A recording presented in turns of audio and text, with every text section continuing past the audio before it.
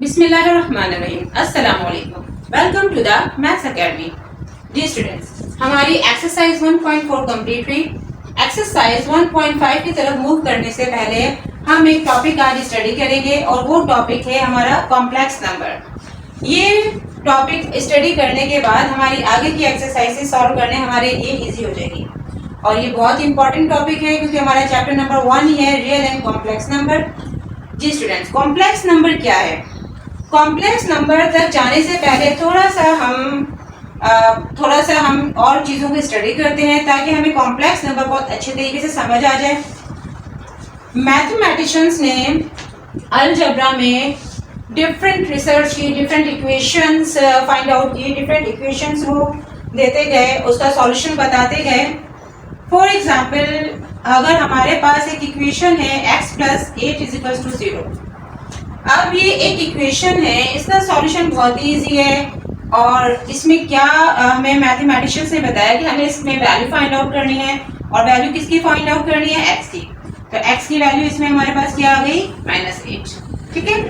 अब इसी तरीके से डिफरेंट और इक्वेशंस भी हैं। हम एक एग्जांपल और देख लेते हैं। For example 5x + 25 = 0। अच्छा जी, इसका सॉल्यूशन भी बहुत इजी। जैसे इसकी वैल्यू हमारे पास -8 आ गई, अगर हम इसे सॉल्व करें तो हमारे पास क्या आंसर आ जाएगा इसका? 25 यहाँ प्लस हुआ, उधर जाके 25 यहाँ प्लस उधर जाके -25 हो जाएगा और ये 5 यहाँ पे डिवाइड हो रहा है, मल्टीप्लाई हो रहा है, उधर जाके डिवाइड हो जाएगा, इक्वल्स टू की दूसरी साइड पे जाके डिवाइड हो जाएगा और आपके पास आंसर क्या आ जाएगा इसका? x की वैल्यू आ जाएगी आपके पास -5। ठीक है। अच्छा, अब इस तरीके से अगर आप देखें तो हमारी इक्वेशन सॉल्व होती जा रही है और इसका एक आंसर आता जा रहा है। अब इस तरीके से ये तो हमारे पास है सिंपल इक्वेशन और जिनकी वैल्यू हमारे पास बनती, अगर हम जिसमें वेरिएबल की हाईएस्ट पावर बनती, अगर हम इसे थोड़ा सा आगे मूव करते हैं और मैथमेटिशियंस ने और भी वर्क किया और स्क्वायर जो क्वाड्रेटिक इक्वेशंस हैं वो भी हमारे सामने हमें बताया गया कि क्वाड्रेटिक इक्वेशंस को आपने कैसे सॉल्व करना है। क्या है? x² + 4 = 0। अगर हम ये इक्वेशन ले लेते हैं, इसे कैसे सॉल्व करेंगे हम? Very easy. ठीक है ना, ये +4 है, उधर जाके -4 हो जाएगा। ठीक है। अब इसे आपने कैसे सॉल्व करना है? स्क्वायर को खत्म करने के लिए आपका क्या करेंगे कि इक्वल्स के दोनों साइड पर आप रूट ले लेंगे। ठीक है। अब ये स्क्वायर से रूट कैंसिल हो जाएगा तो आपके पास आंसर क्या आ जाएगा? x बाहर आ जाएगा और आपको मालूम है कि जब ये रूट से बाहर आ जाएगा अंदर ये क्या हो जाएगा? -2 × -2। जो रूट से बाहर आपके पास सिर्फ सिंगल 2 आ जाएगा। ठीक है ना। और रूट से बाहर वैल्यू आपको पता है प्लस माइनस की फॉर्म में आती है। ठीक है। अच्छा जी, आपके पास -4 अंडर रूट का आंसर क्या है आपके पास? 2। ठीक है, ये आपका इसका भी सॉल्यूशन हो गया। अब हम इसके आगे मूव करते हैं। अगर हम इसके आगे मूव करते हैं, मैथमेटिशियंस ने इस तरीके से सॉल्व करते गए। सॉल्व करने के बाद वो एक ऐसी इक्वेशन पर पहुंचे जो थी x² + 1 = 0 और जब इस इक्वेशन पर पहुंचे तो इसका सॉल्यूशन फाइंड आउट करना इम्पॉसिबल हो गया। क्यों? हम देखते हैं कैसे। अब आप देखिए यहाँ पे x², ये +1 है, उधर जाके क्या हो जाएगा? -1। अब ये -1 है, हम इसे जब सॉल्व करेंगे तो डेफिनेटली हम दोनों साइड पे रूट लेंगे। ठीक है। हमारे पास क्या आ गया? x की वैल्यू आ गई -1। जब ये इस पोजीशन पर आ गया -1 तो -1 का अंडर रूट फाइंड आउट करना इम्पॉसिबल हो गया। इसको सॉल्व करना नामुमकिन हो गया, इसका कोई सॉल्यूशन नहीं निकला। यहाँ पर आकर मैथमेटिशियंस ने इसको एक नया नाम दिया और इसका जो नाम देने वाले मैथमेटिशियन थे, सबसे पहले उस मैथमेटिशियन का नाम है यूलर। वो मैथमेटिशियंस कौन थे? यूलर। यूलर वो मैथमेटिशियन है जिन्होंने इस इक्वेशन को सॉल्व करने के बाद, जो कि सॉल्व करना डेफिनेटली इसका इम्पॉसिबल हो गया, सॉल्व करने से मतलब ये कि इसको एक नया नाम दिया। उसको क्या नाम दिया कि ये एक इमेजिनरी नंबर है। ये कौन सा नंबर है? Imaginary number.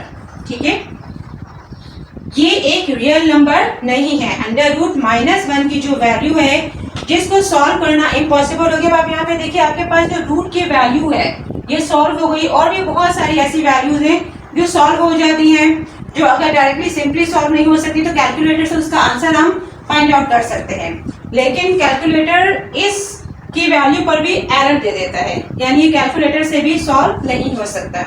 तो इसको मैथमेटिशियन यूलर ने क्या नाम दिया कि ये एक इमेजिनरी नंबर है। यूलर वो मैथमेटिशियन है जिन्होंने सबसे पहले इमेजिनरी नंबर को इंट्रोड्यूस करवाया, जिन्होंने सबसे पहले बताया कि इमेजिनरी नंबर कौन सा है, इमेजिनरी नंबर क्या है, ठीक है ना। अब ये जो इमेजिनरी नंबर आया हमारे पास √-1, इसको क्या नाम दिया उन्होंने, आई का नाम दिया। क्या नाम दिया, इसको आई से रिप्रेजेंट किया गया, इसका नाम क्या है, आई। और आई क्या है, आई है हमारे पास आयोटा। मैथमेटिशियन ने इसको क्या कहा, आयोटा के नाम से इसको रिप्रेजेंट किया। इस इमेजिनरी नंबर को आई से डिनोट किया और आई क्या है हमारे पास, आयोटा, ठीक है। इस आयोटा को कहा गया कि ये एक इमेजिनरी नंबर है, ठीक है। अब और कहा गया कि ये एक रियल नंबर नहीं है। आपको मालूम है हर नंबर रियल नंबर होता है। अब रियल नंबर्स में आपके रैशनल इरैशनल नंबर सब इंक्लूड होते हैं, फ्रैक्शंस, पॉजिटिव नेगेटिव सब नंबर्स होते हैं, ठीक है। अच्छा, ये नंबर आपका रियल नंबर में इंक्लूड नहीं है। अगर हम कोई एग्जाम्पल देखते हैं, फॉर एग्जाम्पल अगर हम रूट के अंदर देख लेते हैं -25, ठीक है। क्या आप इस -25 को इस तरीके से लिख सकते हैं, ठीक है ना। -25 यानी रूट का 25 और ये जो माइनस का साइन है -1 यानी 25 × 25 आपके पास आंसर जो सेम वही आ जाएगा, ठीक है। अब 25 जब रूट से बाहर आएगा तो आपके पास वैल्यू क्या आ गई, इसकी 5। और ये जो -√, है अभी हमने पढ़ा कि इसे किस चीज से, इसका क्या नाम दिया गया, इसे किस चीज से डिनोट किया गया, आई से। और ये क्या हो गया आपके पास, आई।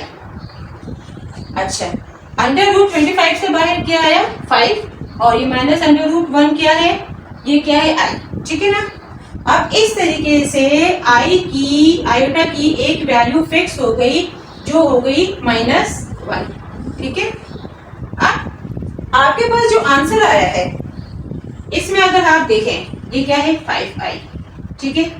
ये तो हमें मालूम है कि आई जो है वो आयोटा है, ठीक है। और 5 हमारे पास क्या है, 5 हमारे पास रियल नंबर है, ठीक है। अब हमारे पास क्या आ गया, अब हमारे पास आयोटा और रियल नंबर आ गया।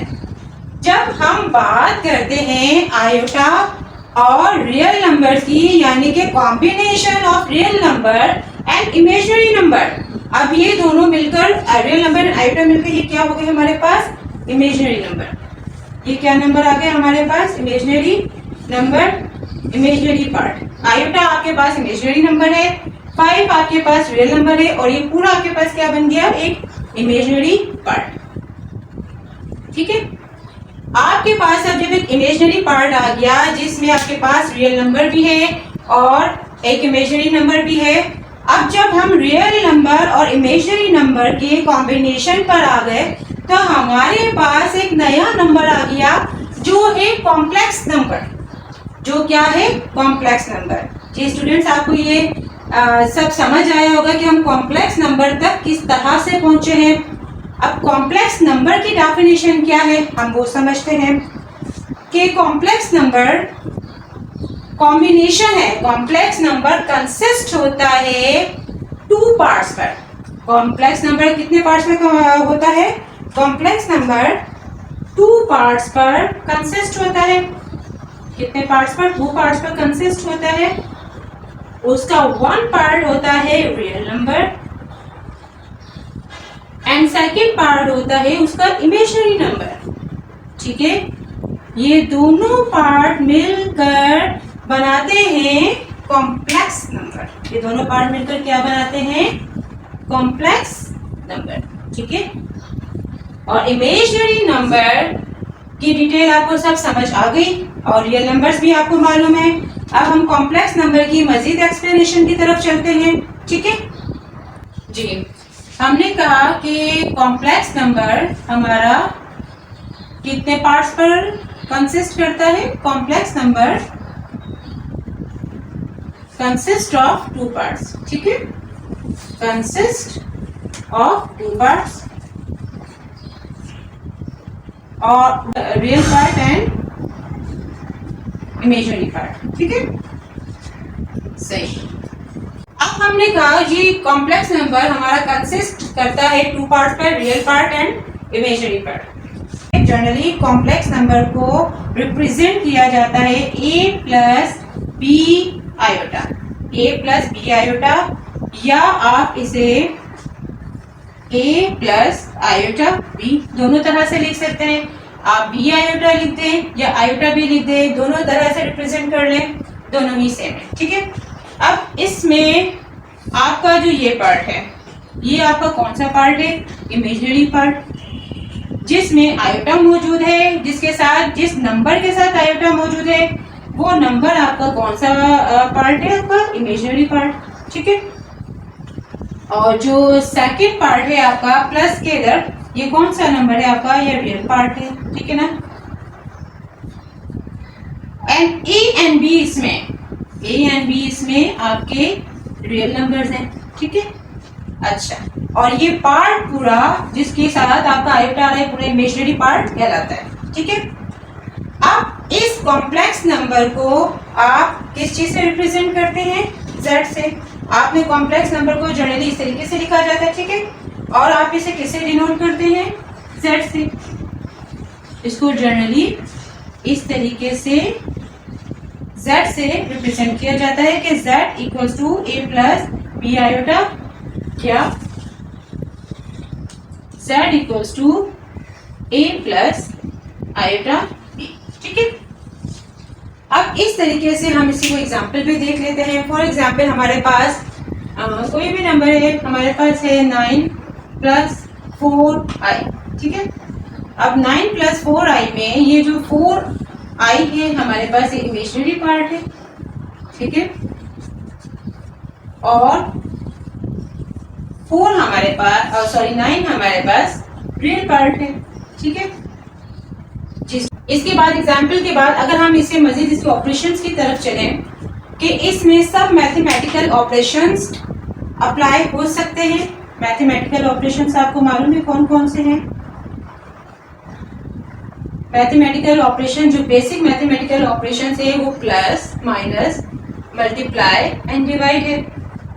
यानी कॉम्प्लेक्स नंबर में आप ये तमाम ऑपरेशंस, मैथमेटिकल ऑपरेशन सब के सब इसमें अप्लाई होते हैं। ठीक है, और वो कौन कौन से होते हैं? एडिशन, बेसिक ऑपरेशन नहीं है आपको पता है, सब्ट्रैक्शन, मल्टीप्लिकेशन एंड डिवीजन। ठीक है, ये मैथमेटिकल बेसिक ऑपरेशंस इसमें कॉम्प्लेक्स नंबर्स में ये सब यूज होते हैं। ठीक है, अच्छा जी स्टूडेंट्स, उम्मीद है आपको ये सब समझ आया होगा, इसमें कोई प्रॉब्लम नहीं हुई होगी। कॉम्प्लेक्स नंबर का टॉपिक भी बहुत अच्छे तरीके से समझ आया होगा कि 2 पार्ट्स का कंसिस्ट होता है, एक रियल पार्ट होता है और सेकंड इमेजिनरी पार्ट होता है। अब इमेजिनरी पार्ट में आयोटा की एक्सप्लेनेशन मैंने बहुत डिटेल में दी है, जो उम्मीद है आपको समझ आया होगा।